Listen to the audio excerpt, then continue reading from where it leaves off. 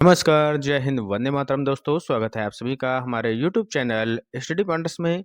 तो आज हम आपके लिए लेकर आ चुके हैं सीटेट एग्जाम अगस्त 2023 के लिए पर्यावरण अध्ययन की एक मैराथन क्लास यानी कि ईवीएस एनसीईआरटी ईवीएस की यहाँ पर एक मैराथन क्लास हम आपके लिए लेकर आ चुके हैं। टॉप 100 क्वेश्चन यहाँ पर हम आपको कराने वाले हैं और आशा करते हैं कि यही टॉप 100 में से जो क्वेश्चन हैं आपकी परीक्षा में देखने को मिलेंगे। यहाँ पर जो हमने क्वेश्चन लिए हैं वो प्रीवियस ईयर के जो क्वेश्चन हैं उनको भी शामिल किया हुआ है।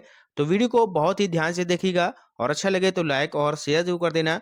चैनल से पहली बार जुड़े हैं तो चैनल को सब्सक्राइब कर लीजिएगा, बेल आइकॉन को प्रेस कर लीजिएगा जिससे कि आने वाली वीडियो का नोटिफिकेशन आपको समय से मिल सके। तो चलिए वीडियो को शुरू करते हैं। तो पहला क्वेश्चन आपके सामने आ चुका है हाथियों से संबंधित। हाथियों के विषय में नीचे दिए गए कथनों पर विचार कीजिए। ठीक है, पहला ऑप्शन है कि हाथी बहुत कम आराम करते हैं, यह एक दिन में केवल 2 से 4 घंटे ही सोते हैं। तो ये ऑप्शन बिल्कुल सही है। ठीक है, अगला ऑप्शन है एक बड़ा हाथी एक दिन में 200 किलोग्राम से अधिक पत्तियां और झाड़ियां खा लेता है। तो यहाँ पर 200 किलोग्राम दिया है, ये गलत हो जाएगा। ठीक है, ऑप्शन नंबर बी हमारा गलत है। इन्हें पानी और कीचड़ में खेलना बहुत भाता है यानी कि बहुत अच्छा लगता है। ठीक है, इससे इनके शरीर को ठंडक मिलती है, तो ये भी सही है। अगला ऑप्शन है कि किसी हाथियों के झुंड में सबसे बुजुर्ग हथनी ही सभी फैसले लेती है। तो ये भी सही है, यानी कि ऑप्शन ए, सी और डी ये तीनों सही हैं। तो ऑप्शन नंबर ए में दिए गए हैं ए, सी, डी। ठीक है, तो ये हमारा राइट आंसर हो जाएगा। नेक्स्ट अब बात करते हैं हाथियों से संबंधित जो एक्स्ट्रा पॉइंट है। एक बड़ा हाथी एक दिन में 100 किलोग्राम से ज्यादा पत्ते और झाड़ियां खा लेता है। देखिए यहाँ पर दिया गया है 100 किलोग्राम, वहां ऑप्शन में क्या था 200 किलोग्राम, इस वजह से वो गलत हो गया। आगे लिखा है कि हाथी बहुत कम आराम करता है, यह एक दिन में केवल 2 से 4 घंटे ही सोता है। हाथी को पानी और कीचड़ में खेलना बहुत भाता है यानी कि बहुत अच्छा लगता है, इससे उसको जो शरीर है ठंडक मिलती है। हाथियों के झुंड में सबसे बुजुर्ग हथनी ही पूरे झुंड का नेतृत्व करती है, इसीलिए इसको सरदार भी बोला जाता है। ठीक है, और सभी फैसले जो है हथनी ही लेती है। ठीक है, आगे चलते हैं। नेक्स्ट क्वेश्चन देखिएगा। नेपेंथिस वह पौधा जो शिकार करता है के विषय में नीचे दिए गए कथनों पर विचार कीजिए। पहला ऑप्शन है कि यह पौधा ऑस्ट्रेलिया, इंडोनेशिया और भारत में जो है मेघालय में पाया जाता है। तो बिल्कुल सही है। ठीक है, अगला है इसका आकार घड़े जैसा होता है और इसका मुंह एक पत्ती से ढका होता है। तो ये भी बात सही है। नेक्स्ट है यह केवल कीड़े मकोड़े को फंसाकर उनका शिकार कर सकता है। तो ये सही है कि गलत है, बताइएगा क्या हो जाएगा। सही है कि गलत है, क्या हो जाएगा। आगे चलते हैं, नेक्स्ट पढ़ते हैं। अगला जो पॉइंट है, यह छोटे कीड़े मकोड़ों को खींचने के लिए मोहक आवाज निकालता है जो इसमें फंस जाते हैं और बाहर नहीं निकल पाते हैं। तो यहाँ पर मोहक आवाज जो निकालता है ये गलत दिया है। इसमें एक तरीके से स्मेल आती है यानी कि एक तरीके से सुगंध आती है जिसके कारण यहाँ पर फंसते हैं। तो ये ऑप्शन तो बिल्कुल गलत हो जाएगा। यहाँ पर जो ये आपका दिया है, कौन सा ऑप्शन दिया है, सी ऑप्शन जो दिया है, इसमें क्या है कि यह केवल कीड़े मकोड़ों को खाता है। तो केवल जहां पर लग जाए ये भी नेगेटिविटी को दर्शाता है, हमने आपको बताया था। तो ये भी गलत हो जाएगा। केवल ए और बी हमारे यहाँ पर राइट आंसर हो जाएंगे। ठीक है, अब चलते हैं आगे, इसके बारे में जान लेते हैं। नेपेंथिस एक शिकारी पौधा होता है जो चूहों, मेंढकों, कीड़े मकोड़ों और जो छोटे जीव हैं उनका शिकार करता है। वहां पर क्या लिखा था ऑप्शन में कि केवल कीड़े मकोड़ों को खाता है, यहाँ पर क्या आ गया चूहे भी खाता है, मेंढक भी खाता है। ठीक है, तो इसलिए वहां पर वो गलत दिया था। आगे देखिए यहाँ पर लिखा है कि ऑस्ट्रेलिया में ये पाया जाता है, इंडोनेशिया में, भारत के मेघालय राज्य में पाया जाता है। ठीक है, इसका जो आकार है वह लंबे घड़े जैसा होता है जिसके ऊपर जो है पत्ती का ढक्कन लगा होता है। घड़े से खास खुशबू निकलती है, वहां पर क्या लिखा था आवाज निकलती है। तो वहां पर वो जो है गलत हो गया, खुशबू यहाँ पर निकलती है। ठीक है, जिसकी वजह से जो कीड़े मकोड़े हैं वो आकर्षित होकर इस घड़े में फंस जाते हैं और इसके बाद ये जो नेपेंथिस पौधा है इसका जो है शिकार कर लेता है। ठीक है, ये पौधे नाइट्रोजन की कमी को पूरा करने के लिए कीड़े मकोड़ों का भक्षण करते हैं। ठीक है, तो ये बात भी आप लोग याद रखिएगा। आगे चलते हैं, नेक्स्ट क्वेश्चन। निम्नलिखित में से कौन सा पर्यावरण अध्ययन पाठ्यक्रम के सुझावित प्रकरणों का उप प्रकरण यानी कि सब थीम है, बताइएगा सब थीम कौन सी है। यहाँ पर जानवर है, हम चीजें कैसे बनाते हैं, परिवार एवं मित्र या भोजन। तो इसका राइट आंसर हो जाएगा सब थीम है, तो ये है आपकी जानवर। ठीक है, यहाँ पर देख लीजिएगा एक्स्ट्रा पॉइंट में वर्तमान पर्यावरण अध्ययन पाठ्यक्रम को 6 मुख्य थीमों में बांटा गया है जो इस प्रकार हैं। तो थीम से क्वेश्चन आपका 100% आने वाला है, ये आप लोग याद रखिएगा। तो पहली यहाँ पर कौन सी थीम है? परिवार एवं मित्र। दूसरी है भोजन, फिर आता है पानी, आवास, यात्रा, हम चीजें कैसे बनाते हैं। ठीक है, नोट में यहाँ पर एक बात लिखी है, इसको याद रखिएगा। काम, खेल, जानवर और पौधे, ये जो चार हैं ये परिवार एवं जो मित्र है इसकी उप थीम है। तो आपसे अगर पूछा जाए कि परिवार एवं मित्र की चार उप थीम कौन सी हैं, तो एक तो हो जाएगा काम, दूसरी हो जाएगी आपकी उप थीम खेल, फिर हो जाएगा आपका एक जानवर जो अभी आपने क्वेश्चन में किया है। ठीक है, इसके बाद पौधे। ये चारों की चारों उप थीम है किसकी? परिवार एवं मित्र की। याद रखिएगा, काम, खेल, जानवर और पौधे। ठीक है, क्लियर हो गया। आगे चलते हैं। निम्नलिखित राज्यों में यहाँ पर आपको बताना है, ये जो समूह दिए गए हैं इसमें किस समूह में जो समुद्र तट से हैं, अरब सागर पर सटे हुए हैं। ऐसे कौन से राज्य हैं जो अरब सागर से सटे हुए हैं, ये यहाँ पर पूछा गया है। आंध्र प्रदेश, तेलंगाना, उड़ीसा, केरल, कर्नाटक, पश्चिम बंगाल, या फिर तमिलनाडु, आंध्र प्रदेश, कर्नाटक, या फिर कर्नाटक, केरल या गुजरात। बताइएगा क्या हो जाएगा राइट आंसर। अरब सागर से सटे हुए राज्य आपको बताने हैं। तो हमने बच्चों आपको बताया था कि ये आपका भारत का मानचित्र है। इसमें इस तरीके से हमने आपको बताया था, ये है पूर्व दिशा, ये है पश्चिम दिशा, ये है उत्तर दिशा और नीचे है दक्षिण दिशा। ठीक है, पूर्व में हमने आपको बताया था कि यहाँ पर है आपकी बंगाल की खाड़ी और पश्चिम में है आपका अरब सागर इस साइड पे। ठीक है, ये है अरब सागर। तो इस साइड के जितने भी ये जो राज्य हैं जो सटे हुए हैं समुद्र तट से, ये आपके आ जाएंगे अरब सागर से सटे हुए राज्य। तो यहाँ पर आपको देखने को मिला होगा केरल है, कर्नाटक है और गुजरात है। ये ऑप्शन नंबर डी में हमें दिए गए हैं, यही हमारा राइट आंसर हो जाएगा। यहाँ पर देखिए उड़ीसा है, ये पूर्व में है, ये भी गलत हो जाएगा। पश्चिम बंगाल भी नहीं होगा, आंध्र प्रदेश भी नहीं होगा। ठीक है, तो इस तरीके से ऑप्शन नंबर डी हमारा राइट आंसर हो जाएगा। नेक्स्ट क्वेश्चन बताइएगा। झूम खेती में अपनाई जाने वाली पद्धति के विषय में नीचे दिए गए कथनों पर विचार कीजिए।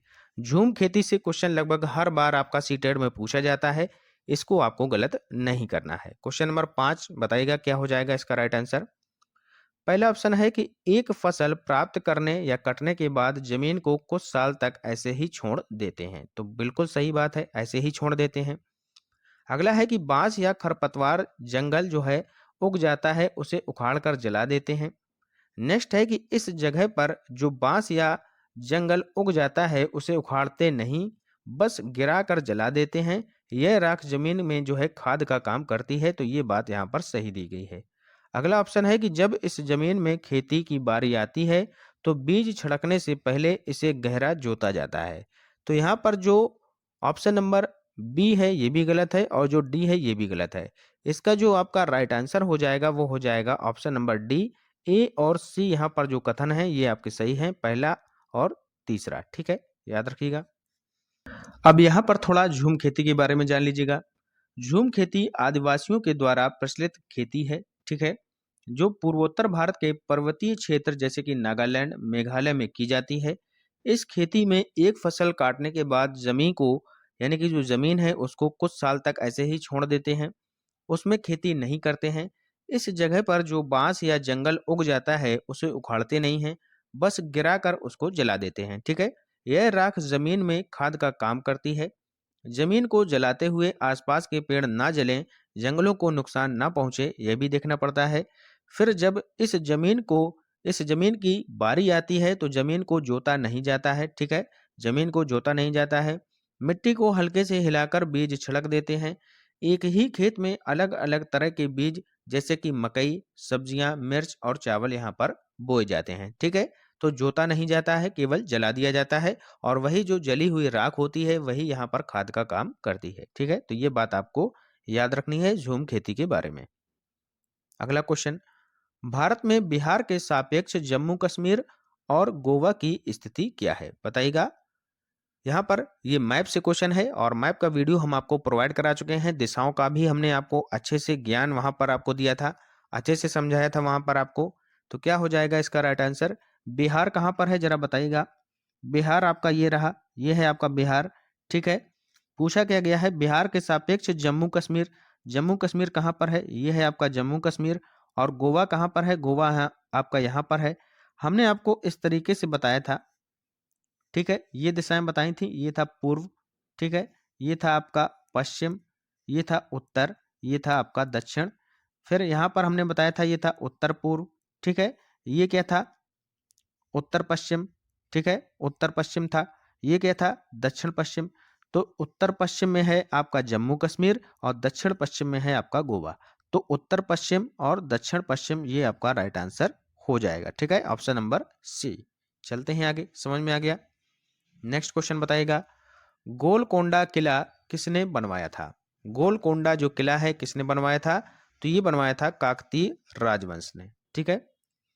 यहां पर इसके बारे में जान लीजिएगा।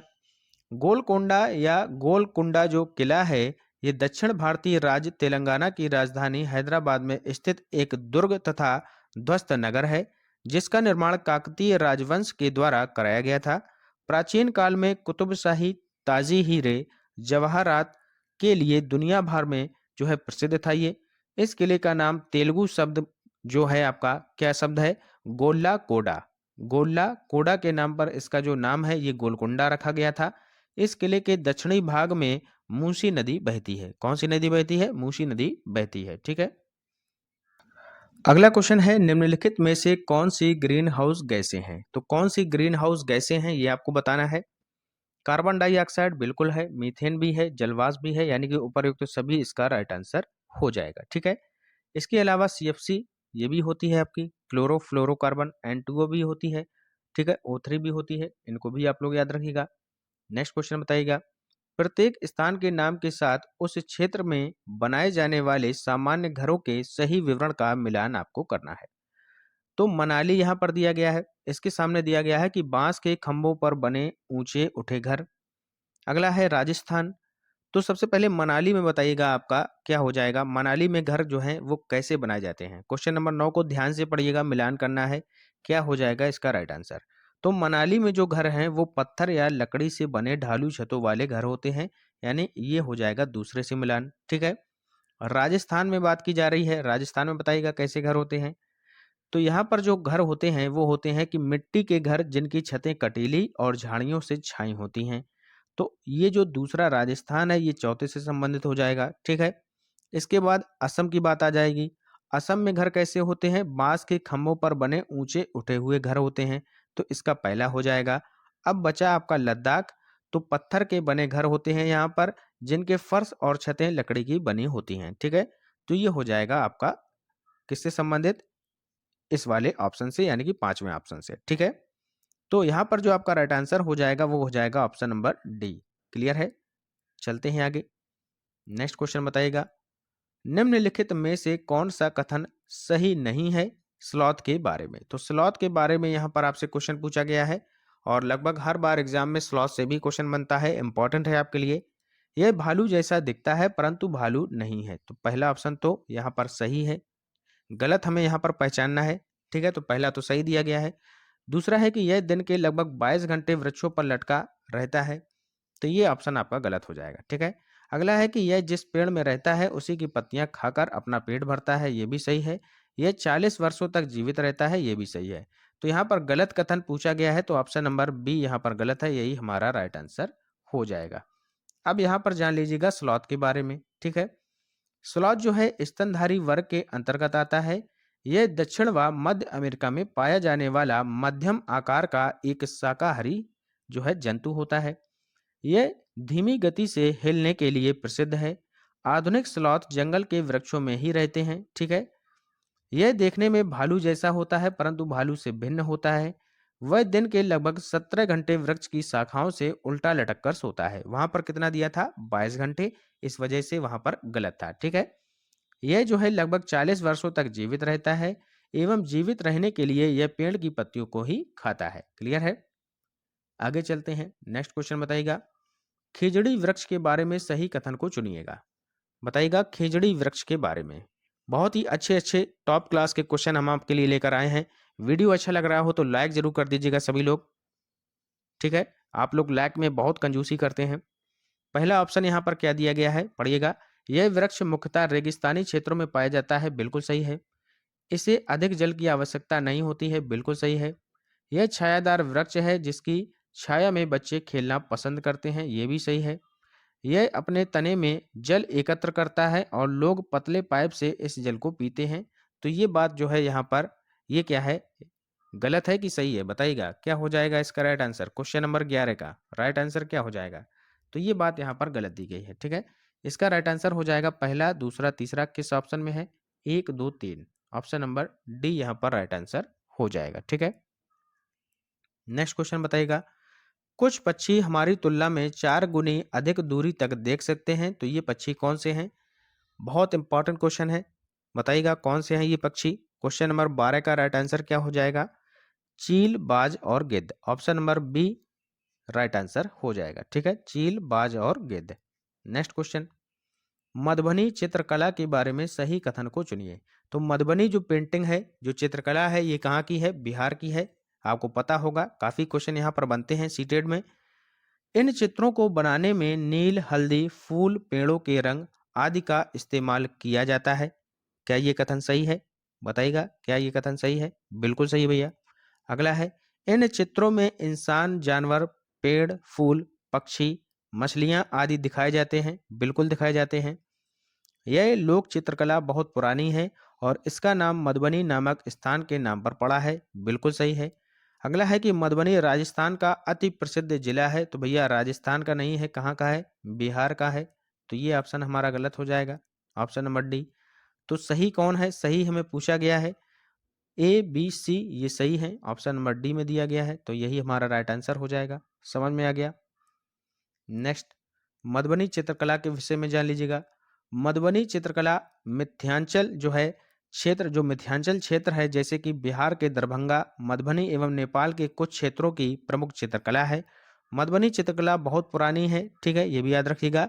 इसके चित्रों में इंसान, जानवर, पेड़, फूल, पक्षी, मछलियां आदि के चित्र को बनाने में रंगों का इस्तेमाल किया जाता है, ठीक है। अगला क्वेश्चन बताइएगा, कोई पक्षी पेड़ की ऊंची डाल पर अपना घोंसला बनाता है, यह पक्षी कौन हो सकता है? बताइएगा कौन हो सकता है यह पक्षी। क्वेश्चन नंबर 14 का राइट आंसर क्या हो जाएगा? तो ये होता है कौवा, ऑप्शन नंबर सी यहाँ पर राइट आंसर हो जाएगा। नेक्स्ट क्वेश्चन, केरल के निकटवर्ती यानी कि जो समवर्ती राज्य हैं वो कौन कौन से हैं? तो केरल यहाँ पर ये रहा, इसके निकटवर्ती कौन हो जाएंगे? एक तो कर्नाटक हो जाएगा, एक हो जाएगा आपका तमिलनाडु। एक हो जाएगा कर्नाटक और एक हो जाएगा तमिलनाडु। ऑप्शन नंबर डी हमारा यहाँ पर राइट आंसर हो जाएगा। बहुत ही सिंपल है, ठीक है। मैप हमने आपको अच्छे से पढ़ाया है, इसको भूलना नहीं है। अगला क्वेश्चन बताइएगा, निम्नलिखित में से कौन सा पक्षी कैक्टस पौधे कांटों के बीच अपना जो है घोंसला बनाता है? बताइएगा कौन सा पक्षी है जो अपना यहाँ पर घोंसला बनाता है कांटों के बीच में? तो ये है आपका कौन सा पक्षी? कौन सा हो जाएगा? फाख्ता पक्षी। इसको हम और किस नाम से जानते हैं? कबूतर के नाम से। तो इसका जो नाम है फाख्ता, ये भी आपको याद रखना है, ये बोला जाता है कबूतर को, ठीक है। ऑप्शन नंबर बी यहाँ पर राइट आंसर हो जाएगा। अगला क्वेश्चन, पोचमपल्ली एक गांव है, यह गांव एक विशेष प्रकार के कपड़े की बुनाई के लिए प्रसिद्ध है और इसे भी पोचमपल्ली कहते हैं। यह गांव निम्नलिखित में से किसका भाग है? केरल का है, कर्नाटक का है, आंध्र प्रदेश का है या फिर तमिलनाडु का है? बताइएगा। कुचिपुड़ी यहाँ का जो लोक नृत्य है वो फेमस है। अब बता दीजिएगा, हमने आपको हिंट दे दी है, कौन सा राज्य हो जाएगा लोक नृत्य कुचिपुड़ी? तो आधी कच्ची पूड़ी, आंध्र प्रदेश, ऑप्शन नंबर सी। हमने आपको ट्रिक के माध्यम से भी बताया था। तो पोचमपल्ली कहाँ पर हो जाएगा? ये हो जाएगा आंध्र प्रदेश में, और वर्तमान में ये है आपका कहाँ पर? पोचमपल्ली तेलंगाना में पड़ता है, ठीक है, ये भी आप लोग याद रखिएगा। अगला क्वेश्चन, नीचे दिए गए पक्षियों की कौन सी प्रजाति झटके से अपनी गर्दन आगे पीछे करती है? झटके से जो अपनी गर्दन है उसको आगे पीछे करती है, कौन सी प्रजाति के पक्षी हैं? तो इसका राइट आंसर क्या हो जाएगा? ये हो जाएगा मैना, ऑप्शन नंबर बी। क्लियर है। नेक्स्ट क्वेश्चन बताइएगा, नई दिल्ली में रहने वाला कोई व्यक्ति पहले भोपाल, मध्य प्रदेश, भोपाल आपका कहाँ पर है? मध्य प्रदेश में है, और फिर रांची यानी कि झारखंड का भ्रमण करना चाहता है, उसकी यात्रा की दिशा होगी। तो बताइएगा यात्रा की दिशा कैसी होगी? हमने आपको बहुत ही अच्छे से समझाया है और ये क्वेश्चन आपको गलत नहीं करना है। यात्रा की दिशा कैसी होगी? कोई व्यक्ति कहाँ पर है? दिल्ली में रहता है। दिल्ली कहाँ पर है? यहाँ पर है दिल्ली, ठीक है। पहले वह मध्य प्रदेश यानी कि यहाँ पर आएगा, यानी कि वह यहाँ से यहाँ पर जाएगा तो दक्षिण की दिशा में चलेगा, ठीक है। उसके बाद कह रहा है कि वह झारखंड, तो झारखंड यहाँ पर है, इसके बाद वह पूर्व की दिशा में चलेगा। तो दक्षिण दिशा में पहले चलेगा, फिर पूर्व दिशा में चलेगा। ऑप्शन नंबर सी हमारा राइट आंसर हो जाएगा। ठीक है, क्लियर है। नेक्स्ट क्वेश्चन बताइएगा, रेगिस्तानी ओक के बारे में सही कथन चुनिएगा। बहुत ही अच्छा क्वेश्चन है। रेगिस्तानी ओक के बारे में सही कथन को चुनना है आपको। टॉप लेवल के क्वेश्चन है यहाँ पर, और आपको कोई भी क्वेश्चन हल्के में नहीं लेना है। सारे के सारे क्वेश्चन ये जो है पूछे गए हैं प्रीवियस ईयर एग्जाम में। यह पेड़ ऑस्ट्रेलिया में पाया जाता है। बताइएगा क्या है, यह पेड़ ऑस्ट्रेलिया में पाया जाता है। अगला है कि यह एक विशेष प्रकार का पेड़ है जिसकी जड़ टहनियों से लटकती रहती हैं। इस पेड़ की जड़ें जो हैं जमीन में उस गहराई तक जाती हैं जब तक कि पानी तक ना पहुंच जाएं। नेक्स्ट यहाँ पर दिया है कि इस पेड़ के तने में पानी जमा होता रहता है और स्थानीय लोग पतले पाइप का उपयोग करके इस पानी को पीते हैं। तो बताइएगा कि यहाँ पर कौन कौन से सही कथन हैं, कौन से गलत कथन हैं। तो जो आपका क्वेश्चन नंबर 20 है, इसका राइट आंसर आपका जो हो जाएगा वो हो जाएगा ऑप्शन नंबर बी, यानी कि पहला सही है। यह एक पेड़ ऑस्ट्रेलिया में जो है पाया जाता है। ठीक है, और इसके बाद सी आपका सही है। इस पेड़ की जो जड़ें हैं वो जमीन की गहराई तक जाती हैं जहां तक उनको पानी ना मिल जाए। और इसके बाद आपका सही है ऑप्शन नंबर डी, इस पेड़ के तने में जो है क्या होता है कि जो स्थानीय लोग हैं पतले पाइप से जो इसका पानी है उसका उपयोग पीने के लिए करते हैं। ठीक है, तो ऑप्शन नंबर बी, ए, सी और डी यहाँ पर राइट आंसर हो जाएंगे। नेक्स्ट क्वेश्चन बताइएगा, निम्नलिखित में से कौन सा पक्षी अपनी गर्दन पीछे तक घुमा सकता है। तो सभी को पता होगा, बहुत ही सिंपल क्वेश्चन है, उल्लू इसका राइट आंसर हो जाएगा। ठीक है, आगे चलिएगा। नेक्स्ट क्वेश्चन, निदान के पश्चात कोई डॉक्टर रोगी से यह कहता है कि उसके खून में हीमोग्लोबिन की कमी है, तो उस रोगी को आयरन की कमी को पूरा करने के लिए क्या क्या खाना चाहिए। आयरन की कमी को पूरा करने के लिए उसे क्या खाना चाहिए ये आपको बताना है। आंवले का सेवन करना चाहिए, बिल्कुल सही है। हरे पत्तेदार सब्जियां, गुड़ इत्यादि का सेवन करना चाहिए, तो ऑप्शन नंबर ए यहाँ पर सही उत्तर हो जाएगा। नेक्स्ट क्वेश्चन, भैंस की पीठ पर अक्सर बगुला पक्षी जो है वह बैठा दिखाई देता है। ऐसा इसलिए होता है क्योंकि बगुला घास में पाए जाने वाले कीट खाता है, भैंस की पीठ पर बैठकर गाना पसंद करता है, उड़ने के बाद थोड़ा आराम करता है, या फिर भैंस की पीठ पर परजीवी कीट खाता है। क्या हो जाएगा इसका राइट आंसर बताइएगा, पूछा हुआ क्वेश्चन है। तो इसका राइट आंसर हो जाएगा कि भैंस की पीठ पर जो परजीवी जो कीट हैं उनको ये जो है खाता है। ऑप्शन नंबर डी यहाँ पर राइट आंसर आपका हो जाएगा। ठीक है, नेक्स्ट क्वेश्चन, क्वथन जिसको हम उबलना बोलते हैं, ठीक है, और वाष्पीकरण, इसमें अंतर क्या है। क्वथन और वाष्पीकरण में अंतर क्या है यह आपको बताना है। तो बहुत ही सिंपल है, क्वथन और वाष्पीकरण में जो आपका अंतर है, वाष्पीकरण किसी भी तापमान पर हो सकता है जबकि क्वथन नहीं हो सकता है। तो ऑप्शन नंबर सी यहाँ पर राइट आंसर हो जाएगा। नेक्स्ट क्वेश्चन, कोई व्यक्ति 2/1/2015 यानी कि 2 जनवरी 2015 को मडगांव से नागरकोइल जाने के लिए रेलगाड़ी में बैठा। रेलगाड़ी की जो टाइमिंग है वो है 7:45 यानी कि एएम पर, सुबह के टाइम मडगांव से चली और अगले दिन अर्थात 3/1/2015 को 4:45 बजे नागरकोइल पहुंची, यानी कि 4:45 ये भी एएम की बात कर रहा है, ये भी एएम है। ठीक है, तो यहाँ पर क्या दिया है कि यदि इन दोनों स्टेशनों के बीच की दूरी 1140 किलोमीटर है तो रेलगाड़ी की औसत चाल क्या होगी। तो बहुत ही सिंपल क्वेश्चन है। औसत चाल बराबर क्या होता है कि चली गई दूरी बटे समय। तो दूरी कितनी है वो हमें दी गई है 1140 किलोमीटर, हमें निकालना है समय। 7:45 पर यहाँ से चलती है। ठीक है भैया, 7:45 एएम पर चलती है और जब यह पहुंचती है तो अगले दिन हमने मान लीजिए 7:45 पर ही इसको पहुंचाया। ठीक है, तो कितने घंटे हो गए, 24 घंटे हो गए। ठीक है, लेकिन 7:45 से ये पहले पहुंच गई 4:45 पर, तो कितने घंटे पहले पहुंच गई, 4 घंटे। ठीक है, 7:45 और 4:45 के बीच में अंतर कितना है, 4 घंटे का। तो 24 में, सॉरी 3 घंटे का अंतर है, 4 घंटे का नहीं है, 3 घंटे का अंतर है। ठीक है, कितने घंटे का अंतर है, 3 घंटे का, क्योंकि यहाँ पर हम जब 7:45 से 4:45 माइनस करेंगे तो 45 से 45 जीरो और 7 में 4 जाएगी तो 3 आएगा। ठीक है, तो 7 में 4 माइनस करेंगे तो 3 घंटे का अंतर आ जाएगा। ठीक है, तो यहाँ पर 4:45 पर वह पहुंच गई है।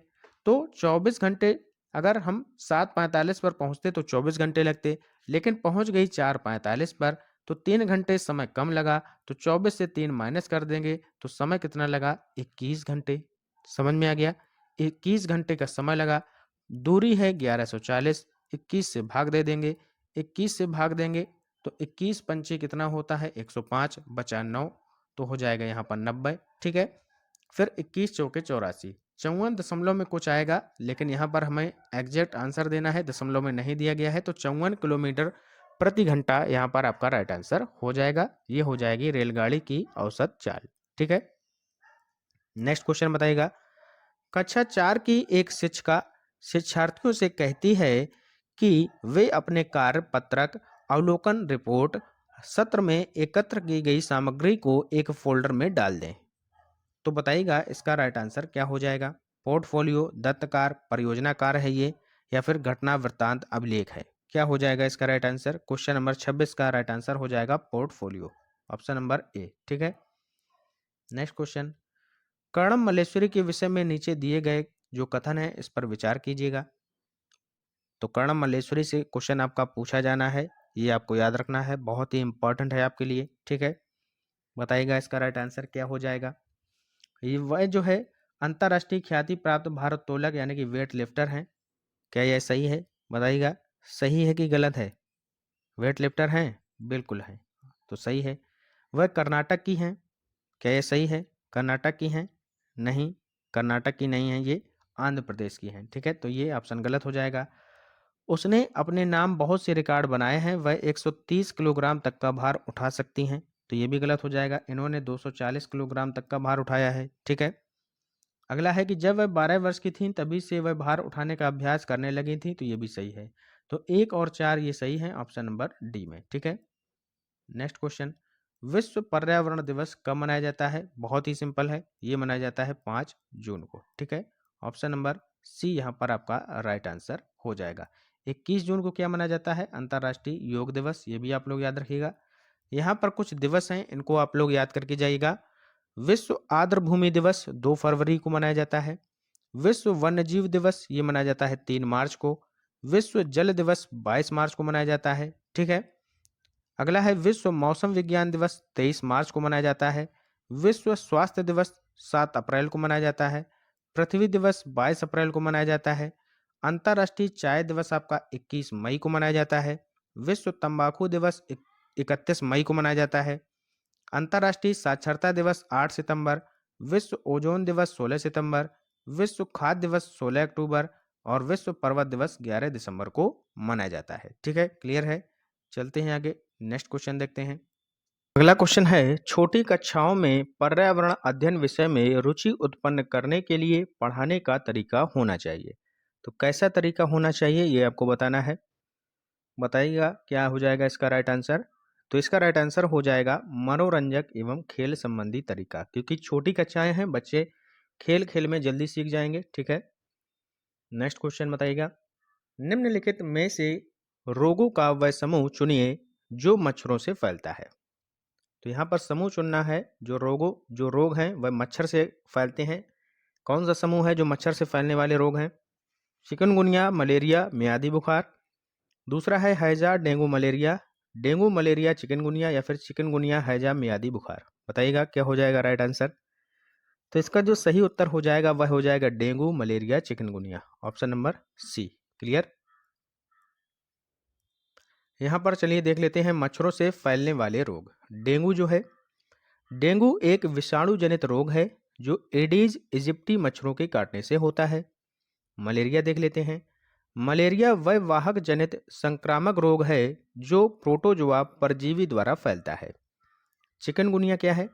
चिकनगुनिया लंबे समय तक चलने वाला जोड़ों के दर्द वाला रोग है। इस रोग का उग्र चरण तो मात्र 2 से 5 दिन के लिए चलता है, लेकिन जोड़ों का दर्द लंबे समय तक चलता है। यह एडिस मच्छर के काटने से होता है, ये भी आप लोग याद रखिएगा। Next question. निम्नलिखित समूहों में से उस समूह को चुनिए जिसमें खाना पकाने के तरीके दिए हैं। बताइएगा खाना पकाने के जो तरीके हैं उनको यहाँ पर आपको ढूंढना है। A, B, C, D 4 option आपके सामने दिए गए हैं।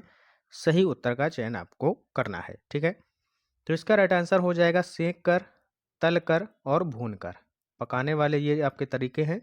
ऑप्शन नंबर सी आपका करेक्ट आंसर हो जाएगा। नेक्स्ट क्वेश्चन, नीचे दिया गया कौन सा एक समूह जड़ों का है? तो जड़ों का समूह आपको पहचानना है, बहुत ही सिंपल है। गाजर, चुकंदर और मूली, ये क्या है? जड़ है। ठीक है, option number B right answer हो जाएगा। जड़ों का समूह यहाँ पर देख लीजिएगा, जैसे कि मूली है, गाजर है, चुकंदर है, शकरकंद है, सलजम है, ये आते हैं जड़। ठीक है, तना अगर आपसे पूछा जाए तो तने में आ जाएगा आपका आलू, अदरक, हल्दी, जमीकंद, ये तने के अंतर्गत आते हैं। ठीक है, नेक्स्ट क्वेश्चन बताइएगा, कुडुक कहाँ के लोगों की भाषा है? कुडुक आपको बताना है कहाँ के लोगों की भाषा है। तो बहुत ही सिंपल है, झारखंड के लोगों की ये जो है भाषा है। ऑप्शन नंबर डी आपका राइट आंसर हो जाएगा।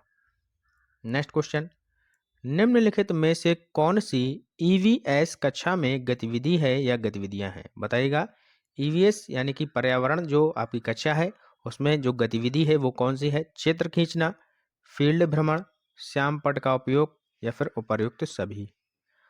तो चित्र खींचना भी है, भ्रमण भी है, श्याम पट्ट का उपयोग भी है, उपर्युक्त सभी इसका राइट आंसर हो जाएगा। ठीक है, आगे चलिएगा।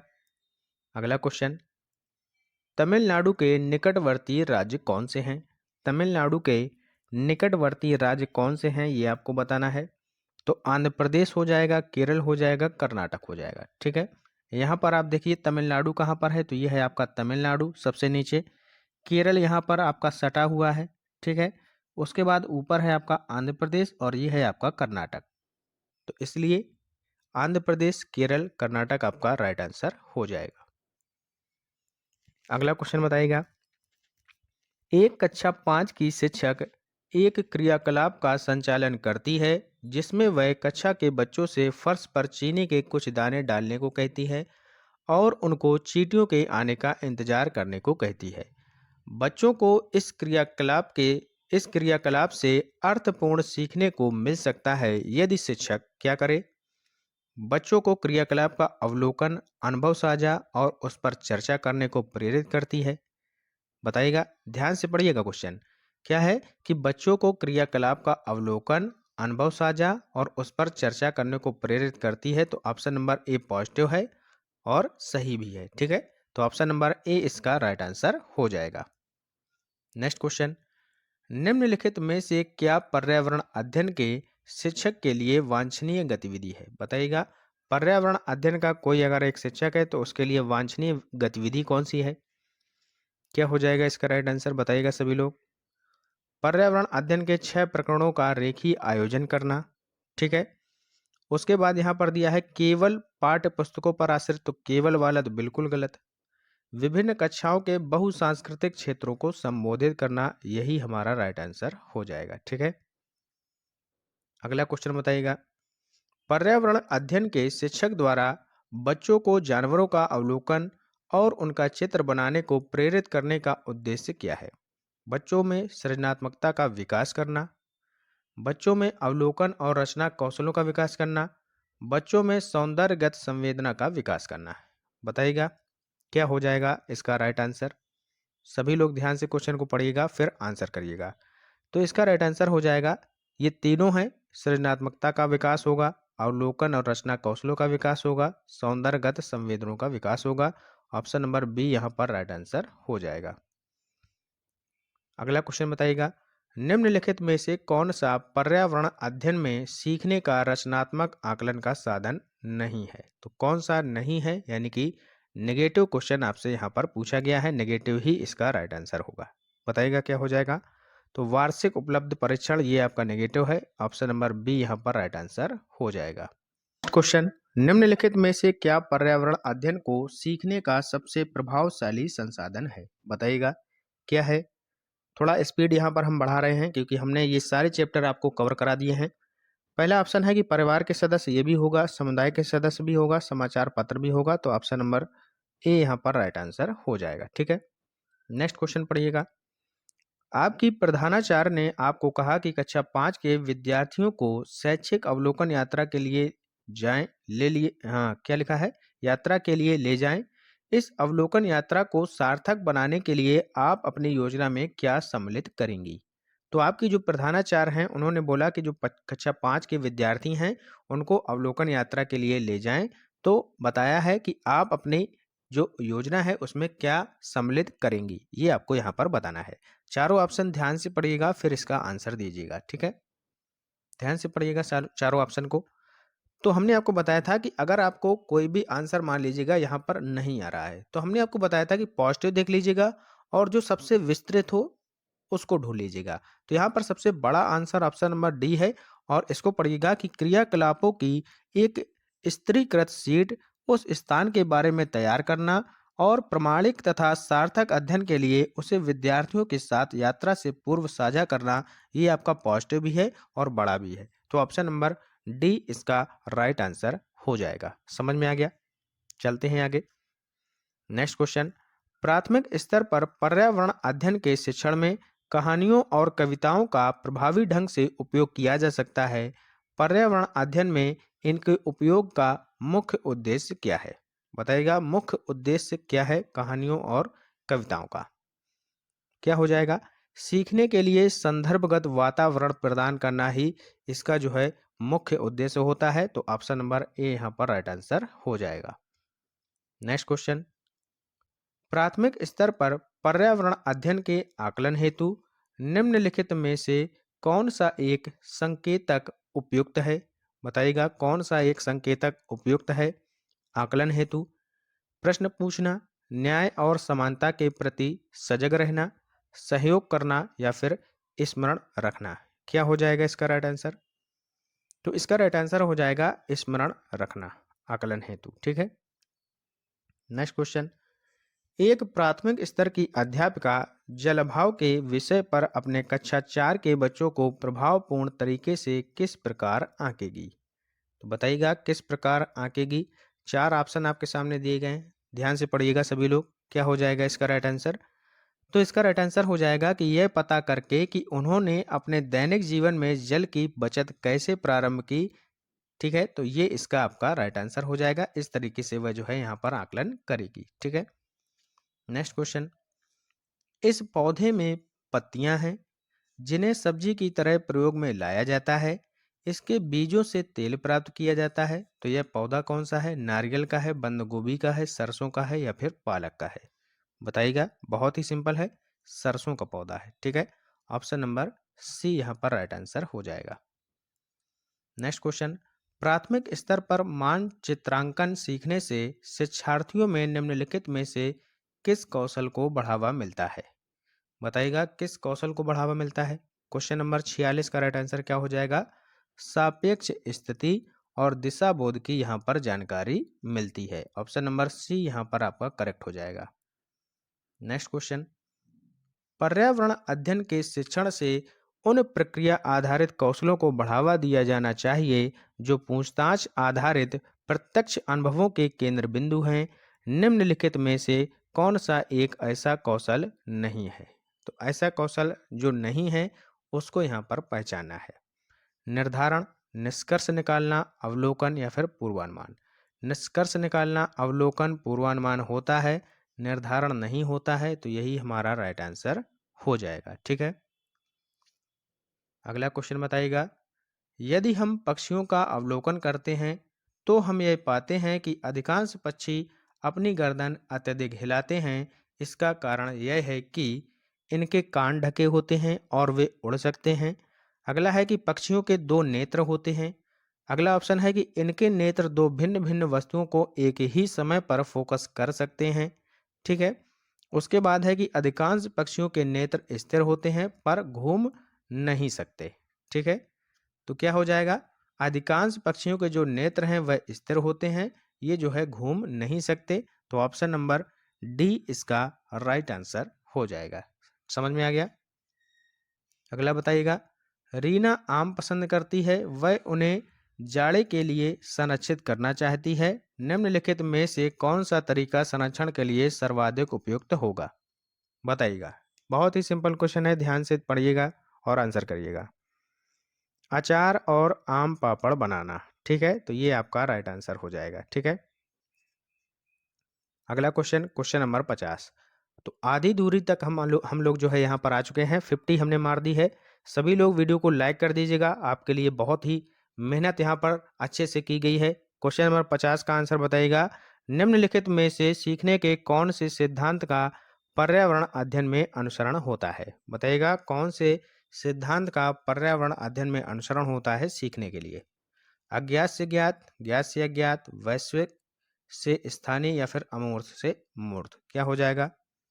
तो इसका राइट आंसर क्या हो जाएगा? ज्ञात से अज्ञात। ऑप्शन नंबर बी इसका राइट आंसर हो जाएगा। अगला क्वेश्चन, निम्न में से कौन सा क्रियाकलाप अंततः पर्यावरण को हानि पहुंचाता है? बताइएगा कौन सा हानि पहुंचाता है? 51 का राइट आंसर क्या हो जाएगा? ऊंचे स्वर में संगीत, ये भी जो है अंततः हानि ही पहुंचाता है। ठीक है। अगला क्वेश्चन, पारिस्थितिकी को प्राथमिक स्तर के छात्रों को समझने के लिए एक शिक्षक को क्या करना चाहिए? पारिस्थितिकी को आप समझा रहे हैं तो शिक्षक को क्या करना चाहिए, ये आपको यहाँ पर बताना है। तो हमें क्या करना चाहिए कि पारिस्थितिकी के कारणों का फोटो दिखाएं। ठीक है, पारिस्थितिकी के कारणों का फोटो दिखाएं, इससे हम उनको अच्छी तरीके से समझा पाएंगे। अगला क्वेश्चन, पर्यावरण के माध्यम से शिक्षा का क्या अर्थ है? बताइएगा, इसका अर्थ पूछा गया है। 53 नंबर का आंसर क्या हो जाएगा? सीखने के एक संसाधन के रूप में पर्यावरण का उपयोग करना, ये इसके शिक्षा का अर्थ है। ऑप्शन नंबर बी इसका राइट आंसर हो जाएगा। ठीक है। अगला क्वेश्चन है कि छात्रों में पर्यावरण दृष्टिकोण व पर्यावरण ज्ञान की जागरूकता लाने के लिए एक शिक्षक क्या कर सकता है? बताइएगा क्या कर सकता है अगर हमें पर्यावरण ज्ञान की जागरूकता लानी है? अपने आसपास उपस्थित वन और पशुओं पर मानव व्यवहार के प्रभाव को बताएगा। ठीक है, तो ऑप्शन नंबर बी पॉजिटिव है, यही हमारा राइट आंसर हो जाएगा। ठीक है। नेक्स्ट क्वेश्चन, पारिस्थितिकी के संबंध में बताए जाने के दौरान पारिस्थितिकी पर सरल प्रयोग और निर्देशन के लिए एक शिक्षक क्या कर सकता है? बताइएगा इसका राइट आंसर क्या हो जाएगा? इसका राइट आंसर हो जाएगा छात्रों द्वारा पूछे गए पारिस्थितिकी संबंधी प्रश्नों का विश्लेषण कर सकता है। ऑप्शन नंबर ए यहाँ पर करेक्ट आंसर हो जाएगा। ठीक है, 55 का ए नंबर ऑप्शन सही है। नेक्स्ट क्वेश्चन, जिस पृथ्वी पर तुम रहते हो उसके संसाधन सीमित हैं, इस बात को आप छात्रों को कैसे समझाएंगे? बताइएगा कैसे समझाएंगे आप? 56 का राइट आंसर क्या हो जाएगा? क्या हो जाएगा 56 का राइट आंसर? ध्यान से पढ़िएगा चारों ऑप्शंस, बताइएगा राइट आंसर क्या होगा? इनमें से कुछ नहीं कहेंगे बल्कि एक अच्छा सा व्याख्यान देंगे। बताइएगा आप, क्या ये जो 3 ऑप्शन हैं आपने पढ़ लिए होंगे, क्या इनमें से कुछ बोलेंगे? ठीक है, तो इनमें से कुछ नहीं कहेंगे बल्कि एक अच्छा सा व्याख्यान देंगे। ऑप्शन नंबर डी हमारा राइट आंसर हो जाएगा 56 का। नेक्स्ट क्वेश्चन, पर्यावरण की अपनी कक्षा में समूह क्रिया क्या है? पर्यावरण की अपनी कक्षा में समूह क्रियाकलाप का निर्माण करते हुए आप निम्नलिखित विचारों में से किसका ध्यान रखेंगे? बताइएगा किसका ध्यान रखेंगे आप लोग? 57 में बच्चों की रुचियों का ध्यान होना चाहिए आपको, लड़कों और लड़कियों को समान रूप से रुचिकर लगे, इसमें मूल्यांकन सामग्री लगी हो, सभी धार्मिक और सांस्कृतिक पृष्ठभूमि के बच्चों को रुचिकर लगे, ऐसा हमें बनाना चाहिए। ठीक है, तो क्या हो जाएगा इसका राइट आंसर? 57 का बताइएगा। 57 का राइट आंसर क्या हो जाएगा? तो यहाँ पर लड़कों और लड़कियों को समान रूप से रुचिकर लगे, ये सही हो जाएगा। और क्या हो जाएगा कि सभी धार्मिक और सांस्कृतिक पृष्ठभूमि के बच्चों को रुचिकर लगे, तो ये सही हो जाएगा। दूसरा और चौथा ये नहीं होगा, चौथा। ठीक है, तो ऑप्शन नंबर ए यहाँ पर आपका राइट आंसर हो जाएगा। ठीक है। अगला क्वेश्चन, एक ईवीएस शिक्षक के रूप में आप प्राथमिक कक्षाओं के लिए पाठ्यपुस्तक के चयन में किन मानदंडों को सबसे महत्वपूर्ण मानेंगे? किन मानदंडों को सबसे महत्वपूर्ण माना जाएगा, ये आपको यहाँ पर बताना है। 58 नंबर का क्या हो जाएगा राइट आंसर? पाठ्य पुस्तक में भाषा मानक भाषा होनी चाहिए, तो ऑप्शन नंबर दूसरा सही होगा। ठीक है, उसके बाद क्या होगा कि पाठ्य पुस्तक सचित्र और आकर्षक होनी चाहिए, यानी कि दूसरा और चौथा ये हमारा सही आंसर है। क्लियर है।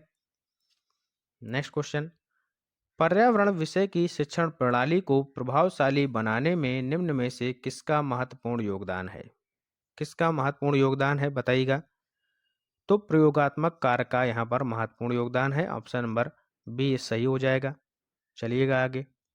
निम्नलिखित में से कौन सा संसाधन कक्षा 5 के विद्यार्थियों को लिंग रूढ़िवादिता सिखाने के लिए सबसे उपयुक्त होगा? बताइएगा सबसे उपयुक्त कौन सा होगा? तो ये होगा सफल महिलाओं की कहानियों को सुनाकर। ऑप्शन नंबर सी यहाँ पर आपका राइट आंसर हो जाएगा। अगला क्वेश्चन, पर्यावरण शिक्षण को सुगम बनाने के लिए निम्न में से किस क्रियाकलाप को आप अधिक महत्व देंगे? किस क्रियाकलाप को आप महत्व देंगे ये आपको बताना है। तो गृहकार इसका सही उत्तर हो जाएगा। ठीक है, गृहकार। नेक्स्ट क्वेश्चन, एक ईवीएस शिक्षक के रूप में आपको अपने विद्यार्थियों के रिपोर्ट कार्ड में प्रक्रिया कौशलों में दक्षता के स्तर का विवरण देना है। निम्नलिखित में कौन सी रिपोर्टिंग सबसे उपयोगी होगी? बताइएगा कौन सी रिपोर्टिंग सबसे उपयोगी होगी?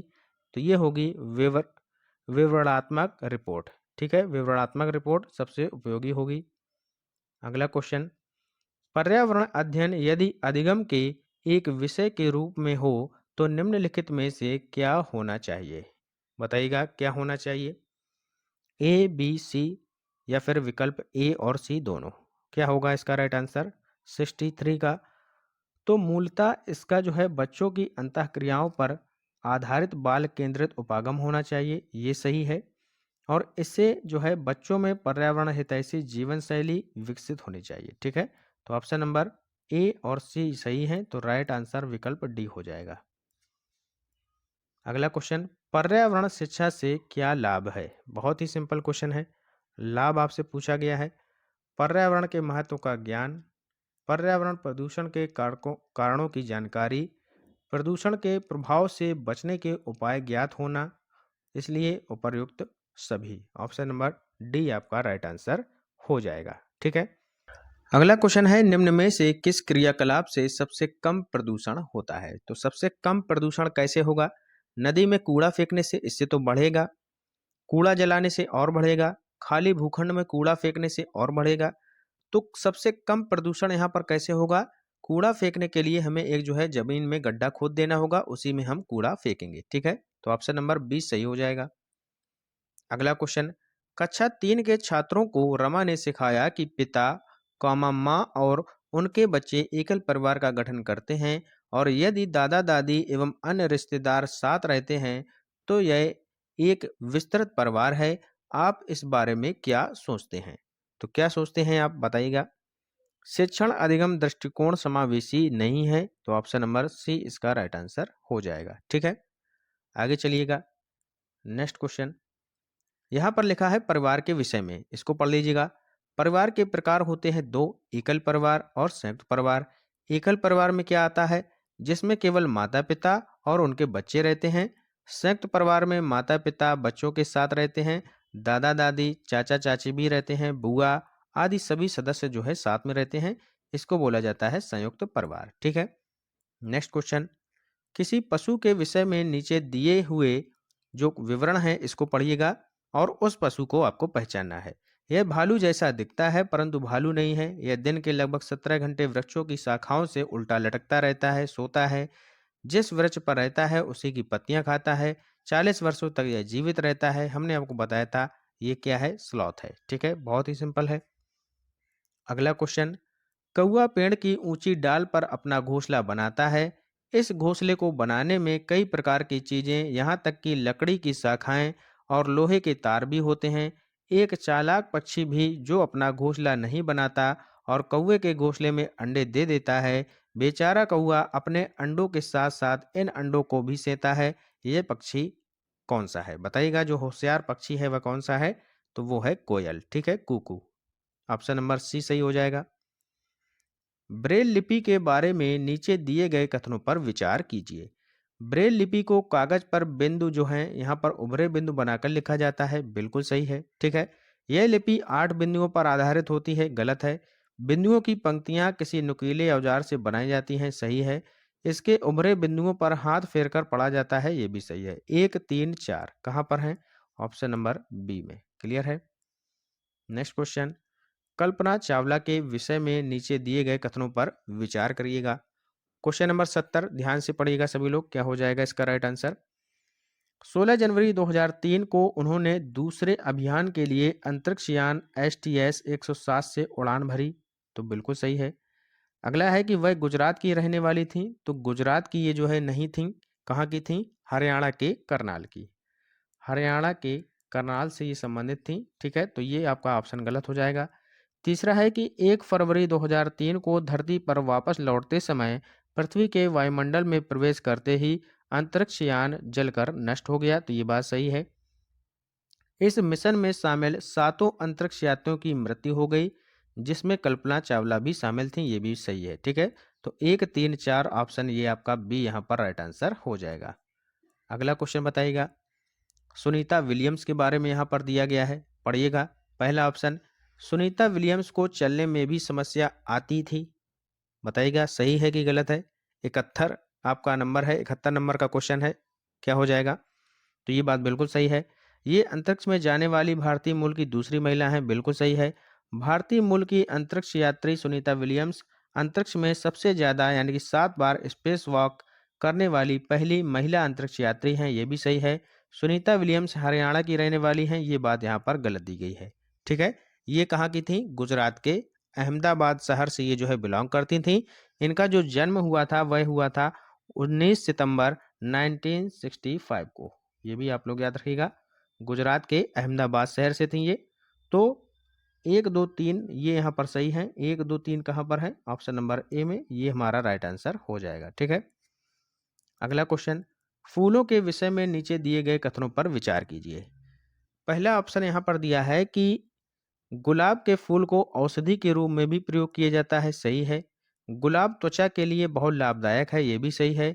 यदि गुलाब जल में ग्लिसरीन और नींबू का रस मिला दिया और इस मिश्रण को अपनी त्वचा पर लगाते हैं, इससे त्वचा का रूखापन दूर हो जाता है, ये भी बात सही है।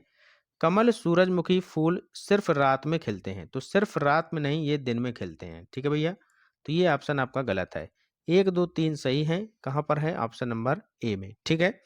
रात रानी और जो हरी श्रृंगार है वह केवल आपके रात में खिलते हैं, ये भी आप लोग याद रखिएगा।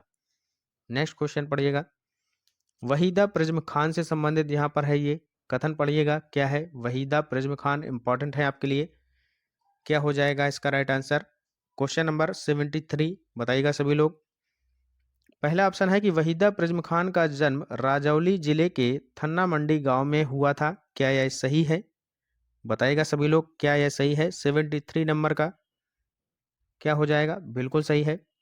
Lieutenant commander Waheeda prism Khan भारतीय नौसेना में एक डॉक्टर थी, सही है, बिल्कुल सही है।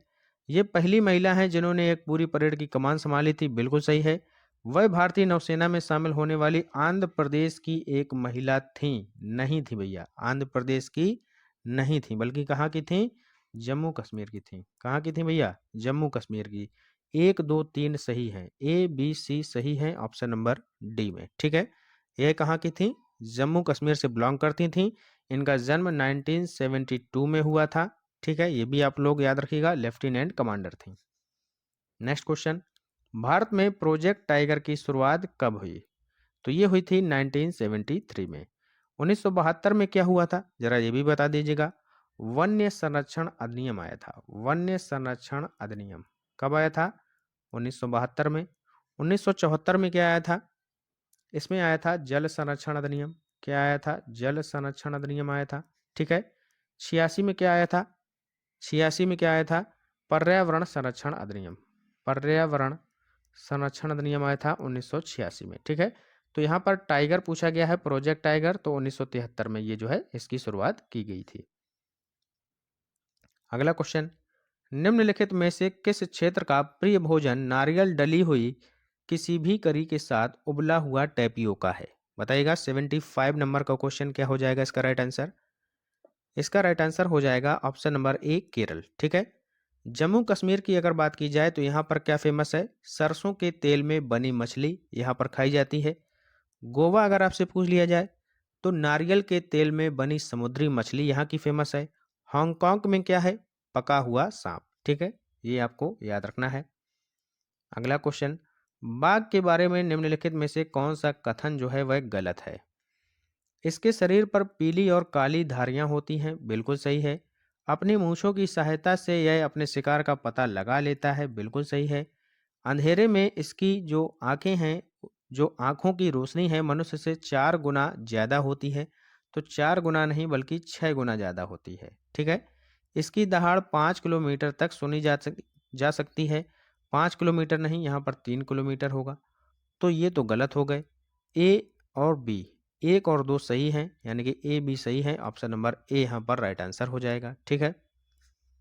अगला क्वेश्चन बताइएगा, मलयालम में माँ की बड़ी बहन को क्या कहते हैं? तो मलयालम में माँ की बड़ी बहन को कहा जाता है बलीयम्मा। ऑप्शन नंबर सी यहाँ पर राइट आंसर हो जाएगा। आप जरा बताइएगा, अमूम्मा किसे कहा जाता है? तो ये कहा जाता है नानी को। मलयालम में अमूम्मा किसे कहा जाता है? नानी को कहा जाता है। कजुम्मा किसे कहा जाता है? कजुम्मा चाची को कहा जाता है, कजुम्मा, ठीक है। अप्पा किसे कहा जाता है? अप्पा, अप्पा कहा जाता है पिता को, ठीक है। तो ये भी आप लोग याद रखिएगा। नेक्स्ट क्वेश्चन, यदि आप रेलगाड़ी से अहमदाबाद की यात्रा करते हैं तो दुकानदार स्टेशन पर इनमें से कौन सी चीज सबसे अधिक बेचते हुए मिलेंगे? बताइएगा। बहुत ही सिंपल क्वेश्चन है, कॉमन सेंस लगाइएगा, आंसर करिएगा। ढोकला चटनी नींबू वाले चावल। ऑप्शन नंबर डी इसका राइट आंसर हो जाएगा, ठीक है। नेक्स्ट क्वेश्चन, सरसों के तेल में बनी मछली खाना निम्नलिखित में से हमारे देश के किस राज्य के अधिकतर लोग पसंद करते हैं?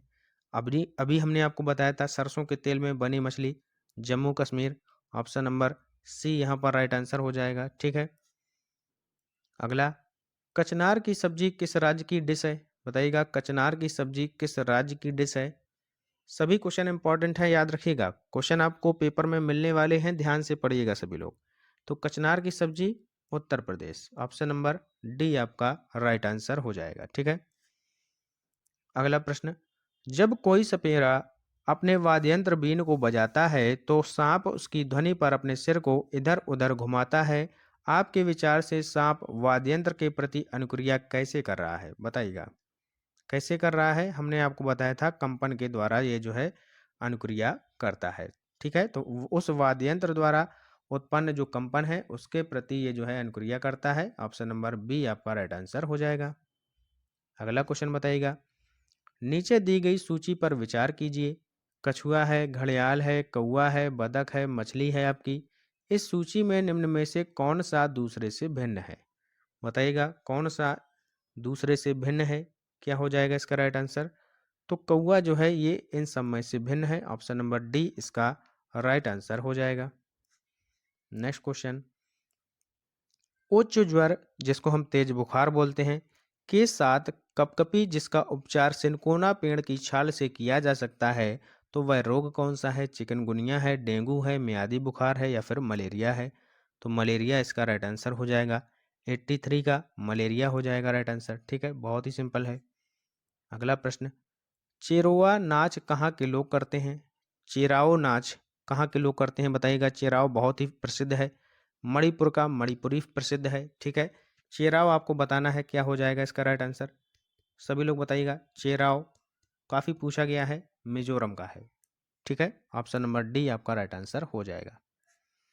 नेक्स्ट क्वेश्चन, आमतौर पर यह माना जाता है कि रात में जागने वाले जानवर हर चीज को जिस रंग में देखते हैं वे रंग कौन से हैं? तो ब्लैक एंड व्हाइट, काला और सफेद। ऑप्शन नंबर सी आपका राइट आंसर हो जाएगा 85 का, ठीक है। ऑप्शन नंबर सी, काला और सफेद।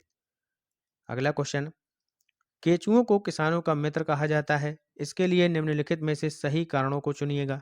बताइएगा 86 का राइट आंसर क्या हो जाएगा? पहला ऑप्शन दिया गया है, केचुए मृत पत्तियों और पौधों को खाते हैं तथा इनके मल से जमीन उपजाऊ बनती है, बिल्कुल सही है, ठीक है। दूसरा है कि केचुए खरपतवार खाते हैं, ये तो गलत हो जाएगा। अगला है, केचुए जमीन में छेद बनाते हैं जिससे जमीन पोली हो जाती है, ये भी सही है।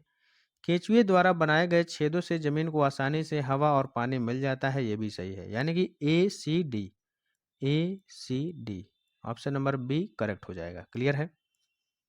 नेक्स्ट क्वेश्चन, निम्नलिखित में से त्योहारों के उस समूह को चुनिए जिन्हें पूर्णिमा को मनाया जाता है। तो पूर्णिमा को कौन से त्योहार मनाए जाते हैं ये आपको बताना है। 87 नंबर का क्वेश्चन है। क्या हो जाएगा राइट आंसर? पूर्णिमा को होली मनाई जाती है, रक्षाबंधन, गुरु नानक जन्म दिवस। ठीक है, ऑप्शन नंबर बी इसका राइट आंसर हो जाएगा। ठीक है, नेक्स्ट क्वेश्चन बताइएगा। हमारे देश के लगभग सभी भागों में मिर्च का उपयोग भोजन पकाने में किया जाता है। हमारे देश में मिर्च को लाने वाले व्यवसायी आए थे। कहाँ से आए थे भैया? जरा ये भी बता दीजिएगा, इम्पोर्टेंट है। कहाँ से आए थे? तो ये आए थे दक्षिण अमेरिका से। Option number C right answer हो जाएगा। अगला प्रश्न, निम्नलिखित में से कौन सा कीट मधुमक्खियों की भांति कॉलोनी यानी कि बस्ती में एक साथ नहीं रहता है? बताइएगा कौन सा कीट है जो एक साथ नहीं रहता है? ततैया, जिसको हम बर्रा बोलते हैं, या फिर चींटी, दीमक, या फिर मकड़ी। 89 नंबर का क्वेश्चन है, तो इसका राइट आंसर हो जाएगा मकड़ी, ऑप्शन नंबर डी। ठीक है, नेक्स्ट क्वेश्चन, बच्चों के द्वारा सब्जी बाजार में इकट्ठी की गई, ठीक है, इकट्ठी की गई निम्नलिखित सामग्री में से उन्हें पहचानिए जिनके भीतर बीज होते हैं। तो बीज किन में होते हैं ये आपको पहचानना है। आलू है, टमाटर है, नाशपाती है, चीकू है, भिंडी है, करेला है, प्याज है, खीरा है। तो खीरा में होता है। ठीक है, यहाँ पर ऑप्शंस वाइज आपको चुनना है। ठीक है, ऑप्शन में आप देखिएगा क्या हो जाएगा इसका राइट आंसर। टमाटर में होता है, नाशपाती में भी होते हैं बीज। ठीक है, चीकू में भी देखे होंगे, भिंडी में भी होते हैं, करेला में, खीरा में, इन सब में होते हैं। ठीक है, यहाँ पर आलू कहाँ दिया गया है? आलू में होते हैं? नहीं होते हैं। ठीक है, तो यहाँ पर ऑप्शन सी आपका राइट आंसर हो जाएगा। ठीक है, अगला क्वेश्चन, निम्नलिखित में से कौन सा जोड़ा ठीक है? असम का जो नृत्य है वो बिहू है, लोक नृत्य, बिल्कुल सही है।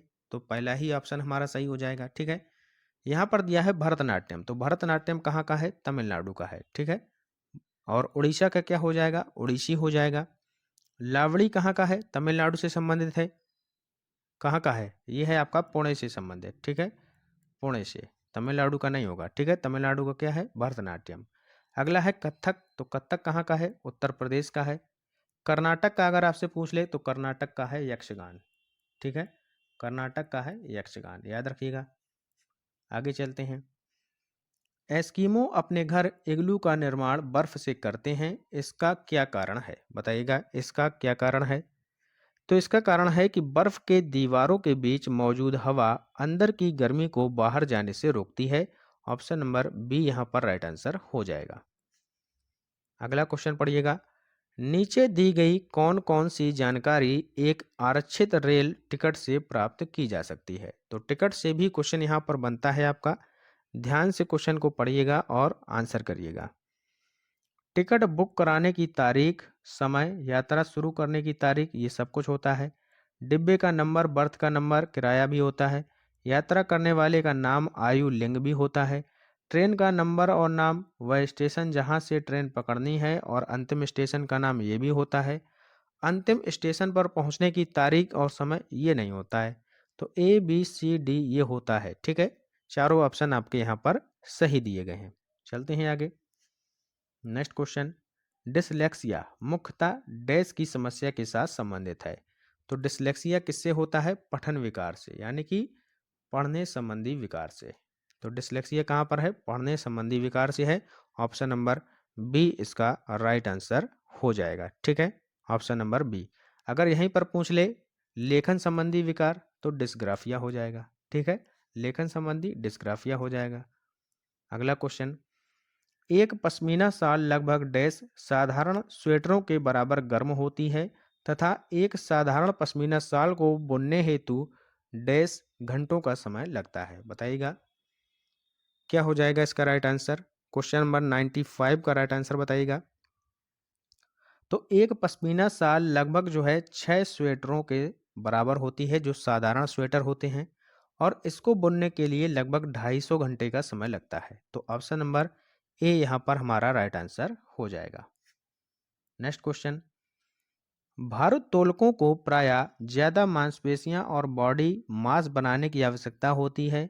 इस उद्देश्य के लिए उन्हें ऐसा आहार लेने की आवश्यकता है जो डेज से भरपूर है। किससे? कार्बोहाइड्रेट से, वसा से, विटामिन से, या फिर प्रोटीन से। 96 का राइट आंसर हो जाएगा प्रोटीन से। ठीक है, अगला क्वेश्चन, निम्नलिखित में से भोजन पकाने का या भोजन बनाने का कौन सा तरीका अच्छा है? बताइएगा भोजन बनाने का अच्छा तरीका कौन सा है?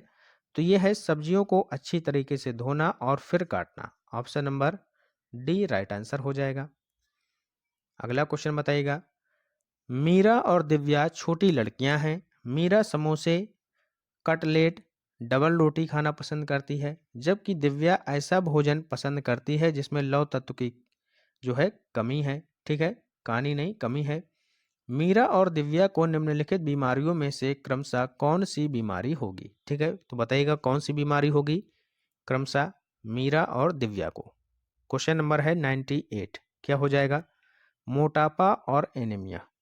अगर ये जो है समोसे खाएगी, तली फुली चीज़ें खाएगी तो इसको मोटापा होगा, और आयरन की कमी इनको हो जाएगी तो एनीमिया हो जाएगा। ठीक है, चलते हैं आगे। नेक्स्ट क्वेश्चन 99, ग्रामीण क्षेत्रों में गाय के गोबर से क्या है? झोपड़ी की दीवारों और फर्श को लीपा जाता है। उन्हें कीटों को दूर रखने के लिए लीपा जाता है, चिकना और साफ बनाने के लिए, खुरदरा बनाकर घर्षण बढ़ाने के लिए, फर्श को प्राकृतिक रंग देने के लिए। क्या हो जाएगा?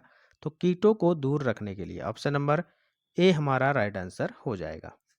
नेक्स्ट क्वेश्चन, और ये होगा आज की क्लास का हमारा अंतिम प्रश्न, क्वेश्चन नंबर 100। मानचित्र पढ़ने के लिए आवश्यक कौशल में शामिल है। बताइएगा कौन से कौशल हैं जो हमें मानचित्र पढ़ने के लिए आवश्यक होते हैं? तो पहला ही ऑप्शन है स्थान, दूरी और दिशाओं की सापेक्ष स्थिति को समझने की योग्यता। ऑप्शन नंबर ए इसका करेक्ट आंसर हो जाएगा। ठीक है, तो ये था हमारा आज का इम्पॉर्टेंट लेक्चर। मैराथन क्लास यहीं पर होती है ये समाप्त। मिलते हैं अगली मैराथन क्लास के साथ, तब तक के लिए पढ़ते रहिए और आगे बढ़ते रहिए। जय हिंद, जय भारत।